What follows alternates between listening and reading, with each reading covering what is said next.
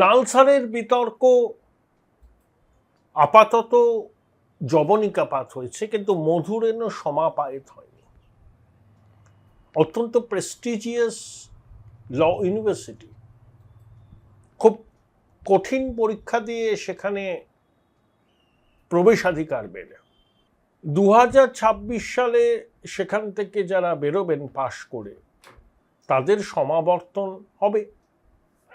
তা কর্তৃপক্ষ প্রধান বিচারপতি মাননীয় সূরিয়া খানকে আমন্ত্রণ জানিয়েছিলেন, কিন্তু ছাত্রছাত্রীদের একটা অংশ কর্তৃপক্ষকে চিঠি লিখে বলেন যে তারা প্রধান বিচারপতিকে সমাবর্তনে চাইছেন না, কারণ ককরোচ জনতা পার্টির সংসদ অভিযান, সেখানে পুলিশের লাঠি চালানো, সেই নিয়ে মামলা, সেখানে নাকি প্রধান বিচারপতি বলেছেন আমার ভিডিও দেখার সময় নেই।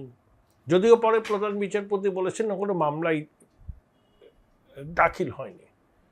তো তাই নিয়ে তারা প্রধান বিচারপতি সমাবর্তনে যোগ দিন সেটা চাইছিলেন না। নালসার কর্তৃপক্ষ এই বিষয়টা জানিয়ে দেয় সম্ভবত প্রধান বিচারপতির দপ্তরে। এর আগে টাটা ইনস্টিটিউট অফ সোশ্যাল সায়েন্সেও একই ঘটনা হয়েছিল। কিন্তু বার কাউন্সিল অফ ইন্ডিয়া, যার সভাপতি বিজেপির রাজ্যসভার সাংসদ মনন মিশ্র, তিনি হঠাৎ করে বিষয়টাকে টেক আপ করে নিলেন। নালসার কর্তৃপক্ষকে জানিয়ে দিলেন যারা ওখান থেকে বেরোবেন তাদেরকে কোনো রাজ্যের বার কাউন্সিল যেন এনরোল না করে। ভাবুন দেখি, আপনি কে? হরিদাস পাল, মাননীয় প্রধান বিচারপতি বলেছেন যে বার কাউন্সিলকে এই বিষয়ে হস্তক্ষেপ করতে। কে বলেছে? এটা প্রধান বিচারপতির সঙ্গে ছাত্রছাত্রীদের ব্যাপার। আমরা কথা বলবো। সর্বস্তর থেকে প্রতিবাদ ওঠে এবং বার কাউন্সিলের মধ্য থেকেও ওঠে।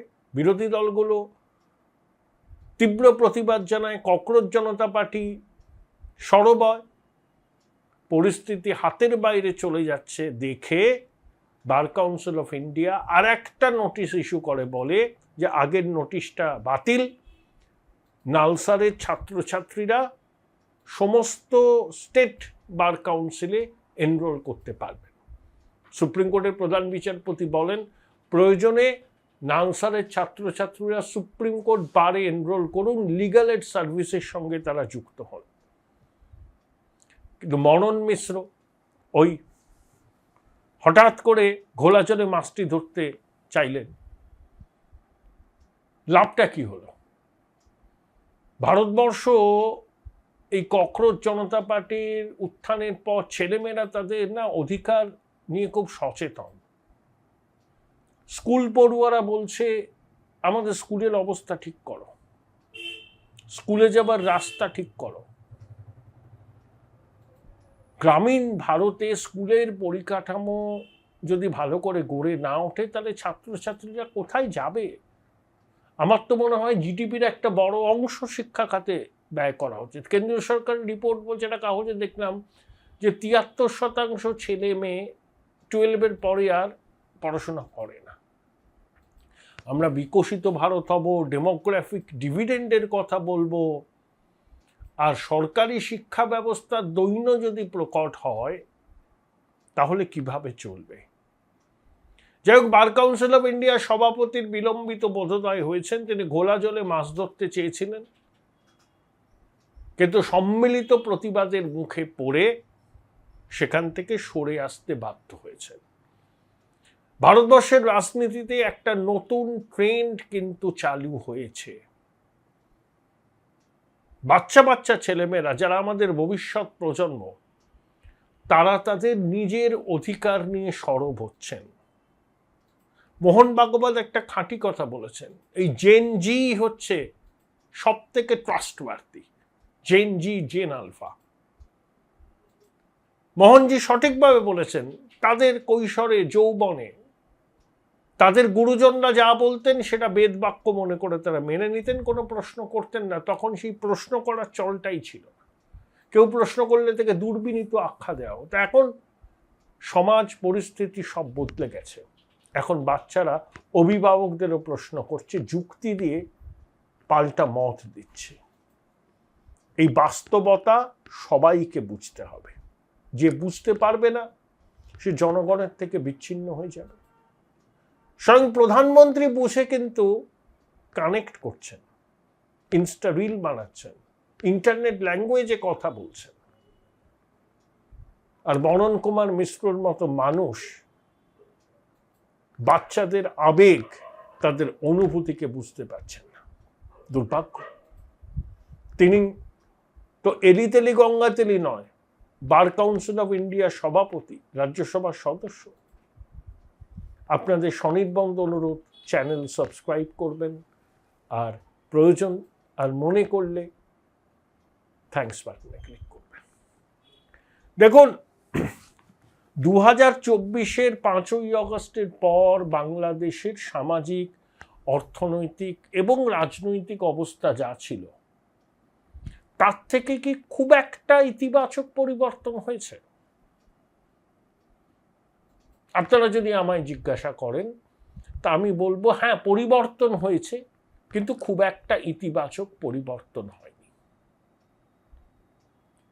কারণ বাংলাদেশে ভারত বিরোধিতার স্বরটা খুবই চড়া, খুবই উগ্র। বিশেষ করে আওয়ামী লীগ রাজনীতির ময়দানে না থাকায় জামাত এবং জাতীয় নাগরিক পার্টি এই শূন্যস্থানটা দখল করেছে। এবং জামাত এবং এনসিপির মতাদর্শ একই, উগ্র ভারত বিরোধিতা। জামাত আসলে চায় বাংলাদেশে খিলাফত প্রতিষ্ঠা করতে, কিন্তু আমরা কি বাংলাদেশে খিলাফত প্রতিষ্ঠা করতে দেব? অনেকে বলবেন বাংলাদেশের মানুষ যদি খিলাফত চায়, আপনি কোন হরিদাস পাল? আপনি প্রতিবেশী দেশের মানুষ, আপনার কি আছে? প্রতিবেশী দেশের মানুষ বলেই তো আমাদের উদ্বেগ। কেউ চায় না, আমেরিকাও চায় না, চায়নাও চায় না যে বাংলাদেশটা মৌলবাদীদের দখলে চলে যাক। সেখানে নিষিদ্ধ হিজবুত তাহরির প্রকাশ্যে আস্ফালন করুক, যেখানে স্লোগান উঠুক একটা একটা ইস্কন ধর, ধৈরা ধৈরা জবাই কর। এখনো কিন্তু চিন্ময় প্রভু জামিন পাননি, এখনো সনাতনীরা লাঞ্ছিত হচ্ছেন। রামের মূর্তি যিনি তৈরি করেছিলেন, তার বিরুদ্ধে আর্থিক 9/6 মামলা এনে মানি লন্ডারিং এর কেস দিয়ে তাকে ফাঁসানো হয়েছে। তৌহিদি জনতা নাকি চাইছে না। তাহলে আমরা বাংলাদেশকে কি তৌহিদি জনতার হাতে তুলে দেব? তারেক রহমান তো 17 বছর প্রবাসে ছিলেন। তারেক রহমান বাংলাদেশে ফিরতে পারতেন যদি ভারত না চাইতো, যদি আমেরিকা না চাইতো? পারতেন না, কিছুতেই পারতেন না। কারণ 2024 সালে ডোনাল্ড ট্রাম্প আমেরিকার প্রেসিডেন্ট হওয়ার পর হোয়াইট হাউসে নরেন্দ্র মোদীকে পাশে বসিয়ে সাংবাদিকের প্রশ্নের উত্তরে স্পষ্টভাবে বলেছিলেন যে বাংলাদেশ নিয়ে আমেরিকার অবস্থান কি হবে সেটা সম্পূর্ণ নির্ভর করছে প্রধানমন্ত্রী নরেন্দ্র মোদী কিভাবে বাংলাদেশকে দেখছেন। অর্থাৎ নরেন্দ্র মোদীর চোখ দিয়ে প্রেসিডেন্ট ট্রাম্প বাংলাদেশকে দেখবেন। সেই জন্য তার বিশেষ আস্থাভাজন সার্জিও গোরেকে রাষ্ট্রদূত করে পাঠিয়েছেন ভারতে, এবং একই সঙ্গে বাংলাদেশ এবং মায়ানমারে আমেরিকার কূটনৈতিক সম্পর্ক এবং স্বার্থ রক্ষা তিনিই করবেন। শ্রী সার্জিও গোরে বাংলাদেশে গেলেন, সেখানে কিন্তু ভারতীয় হাইকমিশনার ক্যাবিনেট মন্ত্রীর মর্যাদা দীনেশ ত্রিবেদীর সঙ্গে 1.5 ঘন্টা একান্তে বৈঠক করলেন।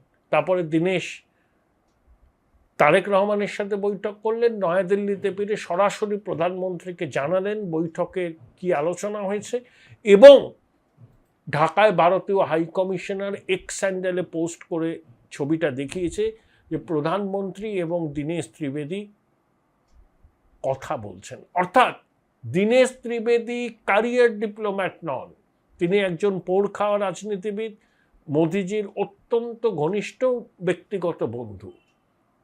অর্থাৎ দীনেশ ত্রিবেদী সরাসরি প্রধানমন্ত্রীর সাথে কথা বলে বাংলাদেশের রাজনৈতিক নেতৃত্বের সঙ্গে আলোচনা করছেন। তারেক রহমানের সঙ্গেও তিনি কিন্তু রুদ্ধতার বৈঠক করেছেন, সেখানে অন্য কেউ ছিল না। আমরা বারবার করে বলছি আপনি আসুন, ফেব্রুয়ারি মাস থেকে বলছি, রেড কার্পেট বিছিয়ে আপনাকে আমরা আহ্বান করছি, অভ্যর্থনা দেব। অনেক কূটনৈতিক উপহার আপনি নিয়ে যেতে পারবেন, কিন্তু আপনাকে আসতে হবে। শেখ হাসিনার বিষয়টাকে আলাদা করে রাখুন। শেখ হাসিনার বিষয়টাকে যদি দুদেশের সম্পর্কের একেবারে কেন্দ্রবিন্দুতে রাখেন, তাহলে গঙ্গা জল চুক্তি কিভাবে সম্পাদন হবে? তিস্তা নিয়ে আমাদের উদ্বেগের নিরসন কিভাবে হবে? লন্ডনে যখন তারেক রহমান ছিলেন, দেশে আসবো করছেন, তখন আমাদের পক্ষ থেকে একেবারে বাংলাদেশের মাটিতে পাকিস্তানের মদতে গড়ে ওঠা জঙ্গি ঘাঁটির ছবি দেওয়া হয়েছিল এবং তারেক প্রতিশ্রুতি দিয়েছিলেন ভাঙবেন। ভেঙেছেন কি? ভাঙেননি। সাভারে দু একদিন আগে একটা জঙ্গি দমন অভিযান হয়েছে। তারেক রহমান ভুলে যাচ্ছেন তার মা যখন প্রধানমন্ত্রী ছিলেন 2007 সালে বাংলাদেশের 63টা জেলায় জামাতুল মুজাহিদিন একসঙ্গে বোমা বিস্ফোরণ করেছিল, হতাহত হয়েছিল বহু। আপনি যদি মৌলবাদের মাথা গড়িয়ে দিতে না পারেন, এই মৌলবাদ একদিন আপনাকে কি লেখাবে? আপনার বাবা প্রয়াত জিয়াউর রহমান বাংলাদেশের রাষ্ট্রপতি, তিনি মুক্তিযোদ্ধা ছিলেন। আপনারা দাবি করেন স্বাধীনতার ঘোষণা জিয়াউর রহমান করেছিলেন, তাহলে আপনাদেরও তো মুক্তিযুদ্ধের স্পিরিট আছে। যাদের মুক্তিযুদ্ধের স্পিরিট আছে তারা বাংলাদেশকে কিভাবে জঙ্গিদের অভয়ারণ্যে পরিণত করবে, কিভাবে হিজবুত তাহরির, আনসার আল্লাহ বাংলা সেখানে থাকবে। এতগুলো জঙ্গি জেহাদিদের ইউনুস মুক্তি দিয়েছিল, খুন, ধর্ষণ, সন্ত্রাসবাদী কাজের অভিযোগ। যখন জিজ্ঞাসা করা হয়েছিল বলেছিল তো সন্ত্রাসবাদী আর নেই, তোবা করে ভালো হয়ে গেছে।